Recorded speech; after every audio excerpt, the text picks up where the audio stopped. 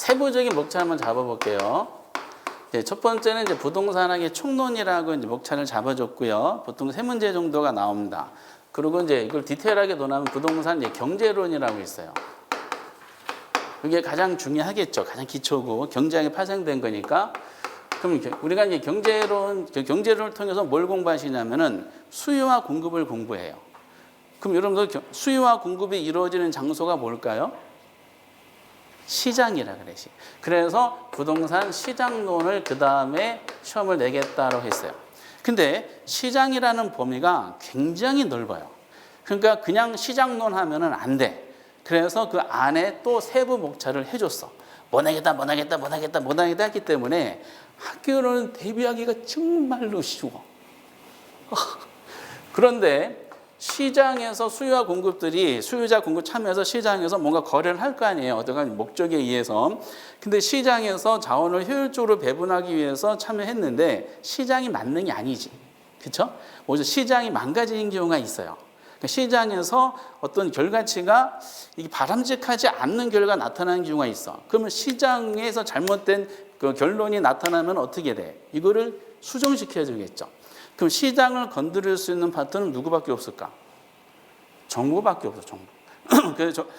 그래서 정부가 시장에 개입하는 뭔가 내용을 시험 범위로 포함시켰으면 좋겠다 해가지고 나오는 것이 뭐다? 부동산 정책론이 나옵니다. 여기까지가 경제학 과목이야. 경제학. 그럼 그 다음에는 이제 뭘 해야 될까요? 그러면 이제 시장에서 물건을 사야 돼. 그러면은 그 잘못된 의사결정은 어떻게 해야 돼요? 큰 손해를 보죠. 부동산은 일반자랑 다르게 굉장히 비싸. 인생의 승부를 걸어요. 이렇게. 그러다 보니까 합리적인 의사결정을 해주기 위해서는 리스크 관리가 좀 필요하지 않느냐. 그 수익을 창출하고. 그래서 사는 사람, 수요자 입장이지만은 본인이 미래를 위해서 물건을 사는 사람. 그게 물건이 부동산이야. 그 사람들이 의사결정을 합리적으로 해주기 위한 뭔가 마인드가 필요해. 그러면 경제학을 실무적인 행동으로 옮기는 이론이 필요해. 그게 경영학이야. 그래서 경영학적인 마인드로 나오는 것이 이제 그다음부터 부동산 투자론이라는 사고방식이 나옵니다. 합리적인 의사결정, 이게 필요한 거야. 이게. 그런데 부동산을 사야 돼. 투자는 결국 산다는 뜻이잖아. 그렇죠? 사야 되는데 부동산이 비싸요, 싸요? 비싸. 우리가 일반 서민분들이 본인의 도시 근로자들의 평균 소득 가지고 우리나라 부동산을 못 사요. 그러니까 어떻게 해야 돼? 도움을 받아야 돼. 누구의 도움을 받을까요? 드라마에 나오는 재벌들은 부모님 참선 쓰지만은 대부분 서민분들은 그럴 수 없어요. 그러니까 금융기관에 돈 필요해. 그래서 돈을 이제 빌려주는 뭔가 필요하겠다. 그래서 뭐가 필요해? 금융론이라는 논리가 나오게 됩니다. 두 가지가 또 형제간이지 이렇게. 그리고 이제 부동산을 샀어. 어떻게 해야 돼요? 제대로 관리해야 되겠지. 그렇죠? 투자 목적으로 샀는 것은 본인의 수익을 창출해야 되니까 그래서 뭐가 좀 필요할까? 그래서 관리 쪽을 한번 건드려 볼까? 부동산을 이제 투자하고 부동산을 그럼 투자 말고 적극적인 개념으로 개발하는 사람도 있을 거 아니에요. 개발과 연관을 한번 집어넣어 볼까? 그러면은 이제 관리하든 개발하든 이거는 잘 팔아야 되지 않느냐. 그럼 팔려면 그 개발하는 사람이든 파는 사람이든 상대방을 현혹시켜야 되지 않겠는가. 그래서 이것도 한번 포함시켜보자. 마케팅. 이런 게 시험 범위에 포함시켰어요. 19회 때 이렇게. 그 옛날에는 이제 부동산 신탁, 권리 분석, 부동산 컨설팅 그리고 뭐가 있어요? 잡다한 걸 많이 있었어. 근데 이게 중구난방이다 보니까 19일 기준으로 해가지고 학교론에서 쓸데없는 거 다 이제 다 버리고 이렇게 구체적인 목차를 잡아줬어요. 요 세 가지 항목이 경영학이야. 결국 부동산학은 경제 경영이에요, 경제. 법률 과목이 아니야. 그 법률 과목은 조문에 대한 해석이 필요하지만은 학문적인 그 부동산학은 조문에 대한 해석이 거의 필요 없고 뭐죠? 이론적인 부분에 대한 시장에 대한 흐름을 읽을 수 있는 이해 과목이다라고 생각을 해주셔야 돼. 그래서 첫 술에 배부를 수 없기 때문에 조금 이제 뜸을 들이는 시간이 필요합니다. 그 과정에 대해서 약간 고통을 느끼시겠지만은 그것만 넘어가면은 점수 관리가 수월한 과목이라는 것을 다시 한번 말씀드리겠어요. 왜? 이 과목은 경제학과 경영학 이 자체를 깊숙하게 낼 수 있을까 없을까? 못 내. 낸 거 또 내고 낸 거 또 내고 그래. 그래서 올해 경제 여기서 나왔던 문제, 기출문제 있죠? 기출문제가 한 문제마다 과거에 몇 회 출제했던 거를 근거를 다 제시할 수 있어요. 이제는 바닥이 났어. 낼 거 없어. 낸 거 또 내고 또 틀리고 또 내고 또 틀리고 계속 반복이 돼요. 그래서 이제 여기까지 한 다음에 이제 마지막으로 이제 이게 좀 이질적인 내용인데 감정평가론이라는 거를 하나 집어넣었어요. 이렇게. 그래서 전체적인 세부 목차를 이렇게 해줬고 큰 목차를 해줬고 그 안에서 다시 또 세부 목차를 해줬어. 특히 투자론이라는 건 굉장히 범위가 넓기 때문에 이걸 세부적 어디서 내겠다라고 해줬고요. 거기에 맞춰서 대부분의 수험서들이 목차를 잡아놓고 책의 내용을 소술하고 있습니다. 이렇게. 그럼 이제 이 전체적인 내용이 다 나와. 대부분 다 나오는데 그럼 평균적인 문항수가 골고루 나오느냐? 그렇지는 않아요. 그럼 이 8가지 항목 중에서 가장 기본이 되는 게 뭘까요? 경제론이야. 경제론 파트가 가장 기본이고 여기서 이제 핵심이 뭐냐면은 수요와 공급 이론이라고 있어요. 그 사실상 여러분들이 이제 내년도 2월달, 그러니까 1월달, 2월달까지는 수요와 공급에 대해서 이해만 성공시켜도 이해만 되셔도 전체적인 부동산학개론을 다지시는데 굉장히 큰 기반이 된다는 걸 아시면 돼요. 다른 거 몰라요. 나중에 이거 다 할 수가 있어. 그래서 보통 이제 수요와 공급을 비롯해서 경제론 파트가 아무리 못 나와도 평균 5문제 정도가 출제를 해요. 그렇게. 그 다음에 이제 중요한 게 있어요. 가장 어려워하는 파트인데 보통 3대 학계론 3대 테마인데 합리적인 의사결정이 좀 필요하잖아요. 그래서 그 다음 뭐가 투자론 파트가 들어갑니다. 최근에 문항수가 줄긴 했지만은 여러분들이 이것은 6문제에서 한 7문제 정도가 출제된다라고 해 주셔야 됩니다. 투자론 이렇게. 그리고 이제 투자론과 형제관이 있죠. 금융론. 금융은 좀 제도적인 측면이 좀 필요해가지고 올해는 좀 무난하게 나왔더라고요. 이것도 한 5문제 정도가 출제를 해요. 그 사실상 나머지 관리, 개발, 마케팅, 시장 얘네들은요. 마지막에 이제 뭐 문제풀이를 통해서 이게 중요합니다라는 거를 집중적으로 연습을 해도 충분히 커버가 가능해요. 그래서 시험 때까지 항상 인식하실 것이 있어요. 학교로는 안정적인 점수 관리를 하기 위해서는 3가지 주제가 정복해야 된다. 그것이 뭐다? 경제론, 수요 공급, 투자, 금융이야. 이거 만약 다 맞으면 단순하게 봐도 몇 문제일까요? 5문제, 6문제. 최소 잡아도 몇 문제? 16문제야. 16문제면은 이게 몇 점일까요? 딱 절반이죠? 아니죠. 딱 과락점수. 40점이야, 40점. 그래서 거의 3가지 그 내용이 큰 비중을 차지하고 그러고 나머지는 이제 이거 3가지보다 난이도가 어렵지 않기 때문에 안정적인 점수 관리를 할 수가 있어요. 그래서 여러분들이 기본서 나오고 진도가 들어갈 때 경제론과 투자론과 금융론이 진행이 되면은 여기서 승부를 봐야겠다.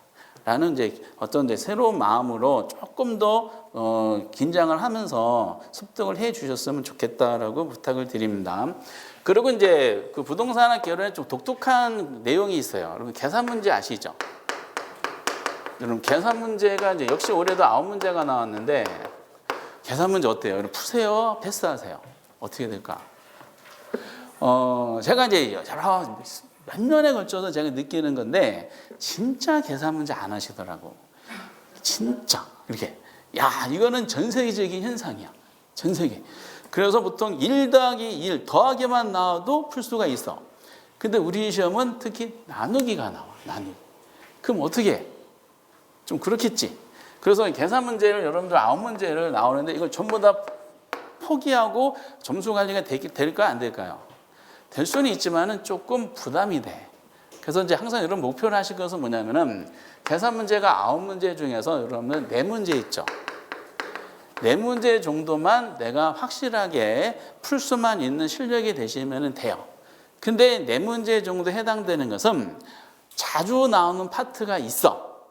자주 나오는 파트는 그냥 이제 그 더하기 빼기 곱하기 사칙연산 몰라도 이 문제구나, 이거는 이런 절차에서 이렇게 풀면은 답이 나오는구나 라는 것만 연습하셔도 돼. 그런 형식의 문제가 자주 나와. 이렇게. 그리고 나머지 최소 5문제 정도는 어떻게 하면 돼요? 영 안 되시면 찍어. 나중에 찍는 방법 말씀드릴게. 계산 문제 할 때 아무거나 막 찍는 것이 아니라 번호가 있어, 번호. 그거를 그냥 요번에 시험 때 막 해드리고 싶었는데, 왜냐하면 여러분들 1번부터 오주선다가 있죠. 1번부터 5번까지 있어. 그러면 이게 어떻게 찍힐까? 사실 문제야. 그럼 황금 분할해줘. 특별한 케이스 아니면은 1번, 5번까지 전부 다 몇 개씩 문항이 찍히냐? 8개, 8개, 8개, 8개씩 찍혀요. 이렇게. 이해되세요? 근데 어떤 분이 그러시더라고요. 올해 이제 다른 학원에서 어떤 분이 푸셨는데, 3번이 학계론이 13개가 찍혔어요. 그러더라고요. 그분 다 틀린 거야. 이렇게. 정확하게 8개, 8개, 8개, 8개가 찍혀요. 그래서 여러분들 답안지 제출할 때 한 번호가 지나치게 많이 체크가 됐다 하면 어떻게 해야 돼? 큰일 났구나. 이런 생각을 해 주셔야 됩니다. 물론 가끔 가다가 이제 변절적인 경우가 있는데, 그런데 만약에 1번에 8개 찍혔고 이상하게 2번에 3개밖에 안 찍혔어. 9문제가 아직 안 푼 상태야. 그럼 어떻게 하면 돼요? 그렇지. 가장 적게 찍힌 요거를 집중적으로 마킹하는 거예요, 이게. 최악의 경우인데, 대신에 이건 굉장히 위험한 방법이죠. 왜? 이론적인 부분을 맞췄다는 가정에서 하는 겁니다. 그래서 이 부분에 대해서는 나중에 이제 절차적으로 진행이 될 때 말씀을 드리겠지만은, 계산 문제가 나오는 독특한 과목이 학계론이다. 근데 학계론은 무조건 포기하지 마시고, 난이도의 상한선이 도달한 문제가 있고 난이도에 아직 상한선이 도달하지 않는 문제가 있어요. 상한선에 도달하지 않는 문제의 특징은 계속 문제가 지나가대. 그런 건 대비하기가 어려워. 근데 이미 계산 문제에서 난이도 상한선을 도달한 문제가 있어. 그건 어떻게 하면 돼요? 절차적 이런 내용이 나오면 이렇게 풀겠다라는 방법론만 아시면은 다 풀 수가 있다는 것을 생각하시면서, 그것이 어떤 문제라는 거는 시험에 가까워지면서 계속 말씀을 드릴 거야. 이렇게. 그리고 이게 올해 출제할 가능성이 많습니다. 그러면 그것만 연습하시고 안 나오면 안 쓸 수 없고 이런 거예요. 근데 나올 가능성이 많습니다. 그래서 항상 9문제 중에 몇 문제 정도 풀어라? 4문제. 그리고 나머지 5문제는 제가 지금 그게 극단적인 방법인데 마킹하는 번호를 찍는 방법을 말씀을 드리도록 하겠어요. 그거는 마지막 카드야. 최악의 카드. 그래서 계산 문제에 대해서 부담을 갖지 마셔라 라고 해드리는 겁니다. 그래서 제가 이제 뭐 간략하게 언급해드렸지만은, 정리해보면은 이런 거예요. 학계론은 특징이 경제학 과목이다. 사실상. 경제 경영이에요. 그래서, 법률적인 과목처럼 법률에는 조문이라는 게 있잖아. 그럼 민법 쓰는 용어랑 공법 쓰는 용어가 같을까 다를까? 똑같아. 법률 용어는 똑같을 수밖에 없어요. 근데 경제학은, 경영학은 이론적인 부분이다 보니까 외국에서 넘어온 학문들이 많아요. 그 원어가 있어. 그 원어를 해석하는데 용어들이 있을 거 아니에요. 용어들이 아직 통일이 안 된 게 많아. 그러면은 뭘로 해석해야 돼? 이런 의미구나라고 이론적인 부분은 이해를 중심으로 처음에 정리해 주시기 바랍니다. 막 줄쳐서 암기하는 과목이 아니에요. 법률 과목도 교재 그 내용을 똑같이 내는 것이 아니라 이게 해석하는 문제가 나오다 보니까 이해 과목이라고 생각하시면서 조금 뜸을 들이는 과정이 필요하다라는 게 첫 번째고, 두 번째는 이제 과목의 성격상 이론 부분이다 보니까 주관성이 많이 개입될 일이 많아가지고 세부목차가 나왔는데 그 중에 3대 주제가 경제론과 투자론과 금융론이라는 3가지 파트만 정복하면은 진짜 천재지변이 발생하지 않는 한 60점은 다 넣는다는 거야. 이게. 그리고 세 번째는 계산 문제가 나오더라. 근데 계산 문제 9문제가 최소 나오는데 두려워하지 마셔라. 우리는 그 중에서 몇 문제를 목표로 한다?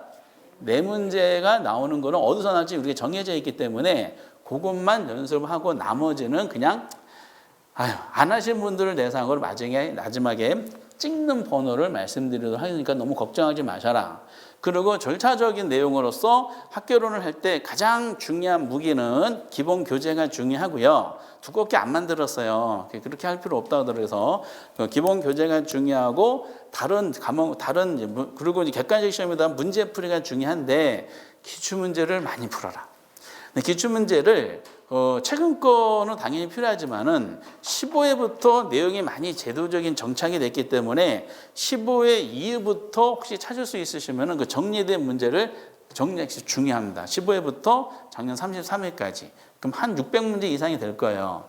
그것만 하셔도 점수 관리가 된다. 이 정도야, 이 정도.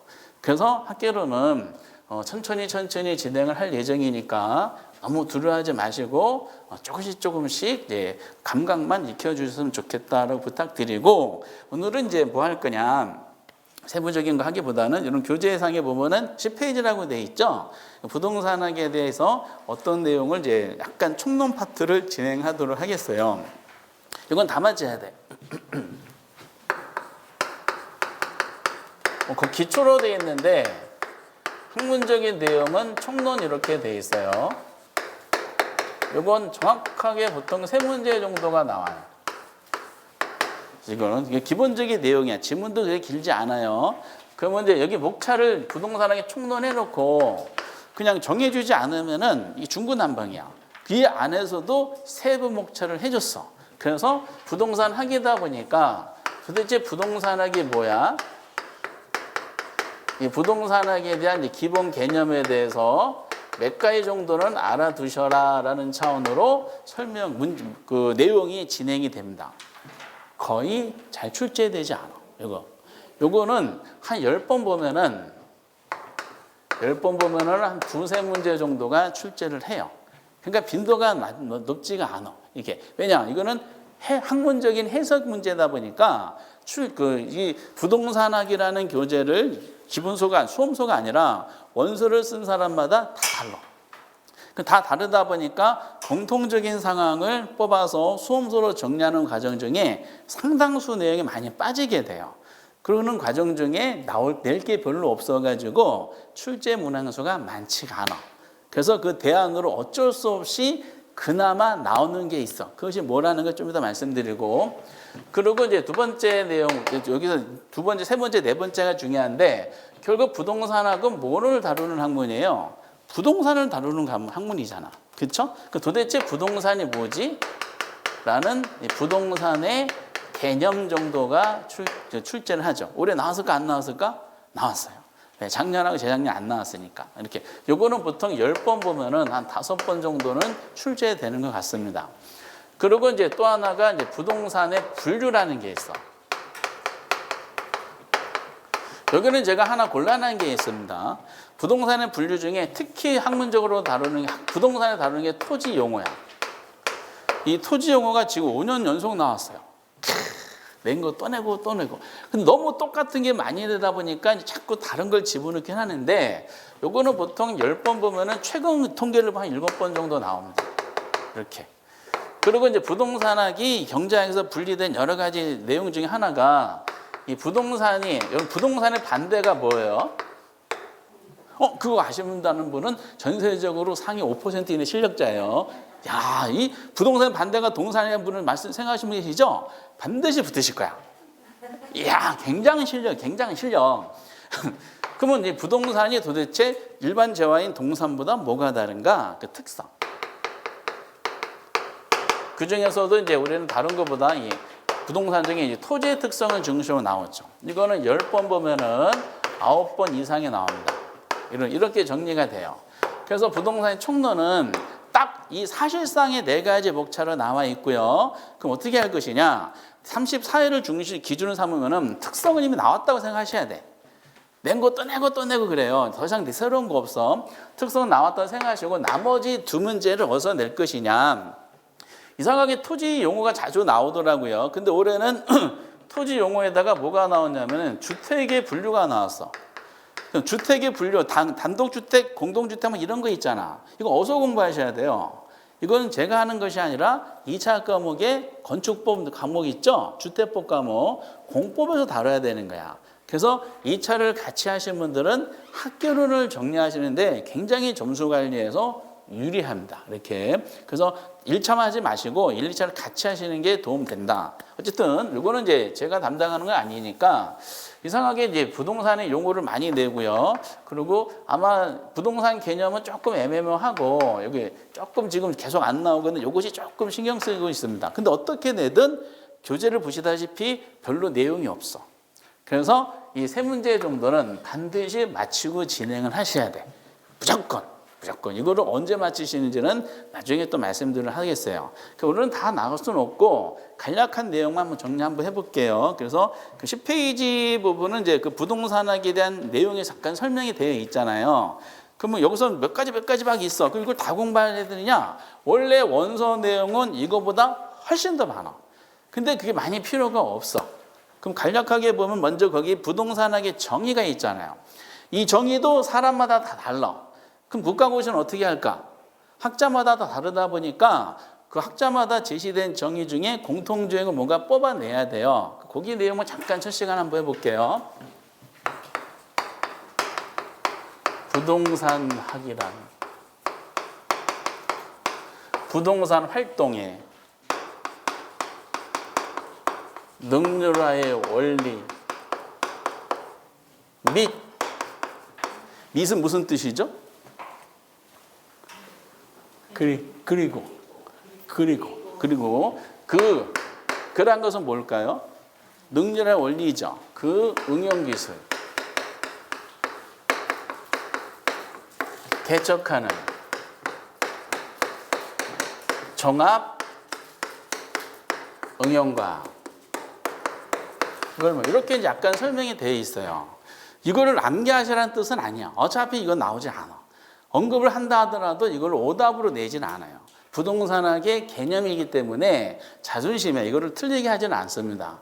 그러면 이걸 왜 언급하냐면은 부동산의 기본 개념이 많이 나오진 않는다 그랬죠. 그럼 그나마 출제자들은 신경 쓰는 게 몇 개가 있어요. 그 중에 밑에 보면은 부동산 성격이 있잖아. 성격 여러분 체크해 놓으셔야 돼. 성격은. 그럼 여기서 왜 성격이 그냥 막 나온 것은 아니고 여기서 나온 거죠. 능률화의 원리라는 것이 이게 뭐냐면은 부동산학의 성격이 얘는 이론적인 성격을 가졌다는 뜻이야. 어떤 이론적인 부분으로 바람직한 방향을 제시해주는 학문이라는 거야. 이론적인 부분에서 이론적인 성격을 가졌다는 것을 학문적인 용어로 과학성이다라고 표현하기도 합니다. 밑은 그리고라 그랬죠. 그럼 이론적인 성격만 가지면 안 돼. 왜? 중개업자분들은 실무에 필드에서 활동하는 사람들이에요. 그 이론적인 거 맞으면 안 되고 이거를 뭐다? 실무에 응용하려면은 다양한 실무적인 기법이 필요하겠죠. 그 이론적인 거 관련된 그 응용 기술을 이렇게 나왔죠. 그러면 이 응용 기술을 개척한다 나왔으니까 이거를 부동산에 뭐냐? 실무적 성격을 가졌다는 뜻이야. 이거를 학문적인 용어로 기술성이다라고 합니다. 결국 여기 두 가지를 우리가 통해서 확인하면은 부동산학은 뭐죠? 이론과 실무가 겸비된 학문이라는 뜻이에요. 이렇게. 그럼 이론과 실무 겸비된 학문인데 여기 나왔죠. 종합 학문이고 응용과학이다라는 식으로 이제 마무리가 되고 있어요. 그러면은 이걸 통해서 밑에 체크하시라는 것이 있죠. 부동산 성격이야. 이거는 뭐 디테일하게 자세하게 내진 않으니까 성격에서 첫 번째가 부동산학이 무슨 학문이라고요? 종합과학이야. 이게 무슨 말일까요? 종합이란 것이. 그렇죠. 그런 뜻이에요. 정확하게 아셨어요. 이 부동산학의 역사를 공부하다 보면은 부동산학은 20세기 학문이에요. 20세기 초반에 미국에서 나온 학문이다라고 생각하시면 돼요. 그런데 그 20세기 이전에 부동산학이라는 학문이 나오기 이전에 여러 가지 학문이 있었을까 없었을까? 있었겠지. 그렇죠? 법학이라는 게 수천 역사를 가지고 인간의 역사는 거의 비슷하죠. 법학은 뭐예요? 인간 생활에서 발생된 법률 문제를 해결하기 위한 차원으로 나온 학문이 법학이죠. 그러면은 경제학이라는 과목도 있잖아. 경제학이라는 과목은 인간 생활 발생한 다양한 경제 문제를 해결하는 학문이잖아. 그렇죠? 그리고 심리학은 뭐야? 인간이 발생된 여러 가지 갈등 문제를 해결하는 학문이 심리학이고요. 경영학도 마찬가지고 그래요. 토목공학도 마찬가지고 건축공학. 그러면 항상 인간들이 어떤 생활하다 보면은 문제가 발생한 것을 해결하기 위해서 법학에 나오고 정치학에 나오고 사회학에 나오고 심리학에 나오고 막 이런 거야. 근데 20세기에 여러 가지 인간이 발생된 문제 중에 부동산 문제가 발생한 거예요. 그럼 부동산 문제를 해결하기 위해서 법학에서, 경제학에서, 공학에서, 심리학에서 이렇게 각 분야별로 다루기가 좀 어렵죠. 점점 복잡 단단해지는 부동산 문제가 있기 때문에 이거를 해결하기 위해서 그래 오로지 부동산 문제를 해결하기 위한 학문이 필요하지 않겠는가. 그래서 뭐예요? 법이 붙는 것처럼 부동산 학에 대한 필요성이 생겼어요. 근데 부동산학은 신생 학문이잖아. 무에서 유를 창조할 수 있을까 없을까? 없는 거야. 그러면 결국 어떻게 해? 하나의 학문적인 체계를 다루기 위해서는 뭐예요? 오랜 역사를 가지고 있는 다른 학문의 도움을 받을 수밖에 없는 겁니다. 이렇게 법학의 도움, 경제학의 도움, 심리학, 정치학, 사회학, 통계, 토목공학, 건축공학, 지질학 이런 많은 도움을 받을 수밖에 없어. 결국 종합학이라는 것은 뭐냐? 부동산학은 다른 학문의 도움을 받았다는 뜻이야. 이렇게 이런 거. 그래서 여기서 나오는 가장 아주 유명한 개념이 나와요. 복합 개념이라는 단어가 나오게 됩니다. 좀 이따가 언급해드리고 이게 종합 개념이야. 그런데 그 다음의 논리가 이게 응용이란 말이 나왔죠. 이건 뭘까? 여기서 한번 정답이 나온 적이 있었는데 부동산학이 예를 들어 법학의 도움을 받았어. 근데 법학이라는 것은 인간 생활에서 발생된 법률 문제만 해결하기 위한 학문이잖아. 그렇죠? 근데 부동산학에서는 부동산에 발생된 문제를 해결하기 위해서 법학이라는 사고방식에서 창출한 여러 가지 이론들을 그대로 적용하기가 어려운 거야. 그럼 어떻게 해? 좀 수정해야 돼. 수정. 그래서 법학에서 나온 사고방식을 부동산 문제를 해결하기 약간 수정할 필요성이 있지 않겠는가? 그럼 다른 학문의 이론을 그대로 받아들인 것이 아니라 수정할 필요가 있다. 그래 나온 게 응용과학이라는 뜻이야. 이렇게.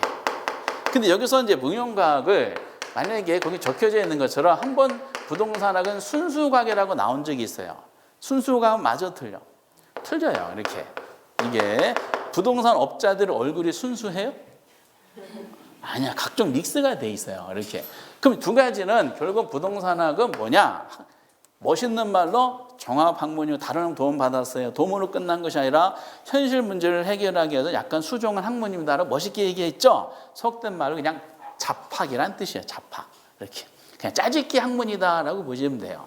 그런데 이런 거를 해결하기 위해서 부동산학은 그리고 이론적인 토대를 갖출 필요가 있잖아요. 모든 학문 이론이 없으면 안 되잖아.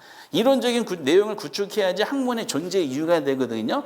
그러면 이론적인 부분의 성격을 가졌다는 것을 뭐라고 할까? 그렇지. 바람직한 방향을 제시하기 위한 학문이다. 그래서 규범과학이란 말이 나오게 된 겁니다. 규범이라는 것은 부동산학이 뭐라고요? 이론적인 성격을 가졌다는 것이고, 근데 이론만 알면 안 되잖아. 부동산학은 필드에 뛰어가지고 돈을 벌어야 되는 학문이에요. 내용을 보다 보면 다 그런 거잖아요. 사무실에 있어가지고 연구소에 있어가지고 어떤 이론적인 체계를 뭐 자연과학처럼 막 논하는 것이 아니라 이걸 했던 걸 가지고 나가가지고 돈을 벌어야 돼. 돈 보셨어요? 그것도 벌어야 돼. 그래서 실무적 성격이 강할 수밖에 없지 않느냐. 그래서 이거를 경험과학이다라고 얘기도 합니다. 이거는 부동산 무슨 성격이다? 실무적 성격이다. 그리고 이제 마무리를 해줘야 되잖아요. 모든 다른 과목 경제학 이런 것처럼 부동산학도 어느 생활에 발생된 인간 생활에서 발생된 다양한 문제 중에 오로지 부동산 문제를 해결하는 학문이죠. 그러니까 인간 생활에 발생을 해결하는 학문이구나. 그래서 사회과학이 되는 거예요. 이걸 어떻게 나왔을까? 자연과학이라 하면 맞을까 틀릴까요? 날씨가 추워졌어요. 왜요? 이걸 다루진 않잖아요. 그래서 부동산학은 자연과학이 아니라 사회과학이다라고 했어요. 그래서 이 학문적인 개념은 사실상 필요 없어요. 이거는 뭐 수업하기 위한 내용이고 이 과정을 통해서 우리가 아셔야 될 내용이 뭐다? 성격이라는 게 가끔 나온다. 가끔. 그래서 부동산학은 종합, 응용, 규범, 경험, 사회과학입니다. 이 정도만 아시면 돼. 지금 당장은. 종합, 뭐죠? 응용, 규범, 경험. 그러니까 결과적으로 이 전체적으로 해석한 부동산학은 인간 생활에서 발생된 문제를 해결하기 위해서 이론적인 부분과 실무적인 부분을 갖춰가지고 이루어진 잡학이다라는 거예요. 짜집기 학문이라는 논리예요. 짜집기 이렇게. 그래서 고상한 학문은 아니야. 특히 이론이 성격이 더 강할까요? 실무 성격이 더 강할까? 돈을 벌어야 되는 게 목적이잖아요. 그치? 사고가 터지는 거 방지하기 내용이다 보니까 현실적인 실무적인 더 강한 것 같습니다. 중개업하시다 보면은. 그래서 요거는 이제 나중에 시험 때까지 거기 성격이라고 나온 거 기본서 나온 거다 별표 치셔가지고 이런 의미를 가진다는 단순하게 보셨으면 좋겠어요. 이렇게. 그리고 이제 밑에 부동산학 연구 대상 있죠? 너무 심각하게 보지 마시고 어차피 본문에 다룰 거야. 그 부동산 활동과 현상 있죠? 그것이 뭐라고요? 부동산 연구 대상이 부동산학의 연구 대상 그것만 아시면 돼. 그 활동이 뭐고 현상이 뭐 무슨 뜻인지 모르셔도 돼. 어차피 본문에 대한 다양한 활동과 다양한 현상들의 논하기 때문에 연구 대상은 부동산 활동과 현상을 드는 것이 보통이다라는 그 정도까지만 아시면 돼. 그리고 이제 조금만 잠깐 물 한 잔 마시고 아까 이제 조금 OT를 원장님 많이 길게 하셔서 조금만 쉬었다가 한번 진행해 보도록 하겠어요. 이렇게. 질문 없으세요? 처음 하시는 분 궁금하신 거? 주변에 올해 주변에 보신 분들이 계시나요? 시험?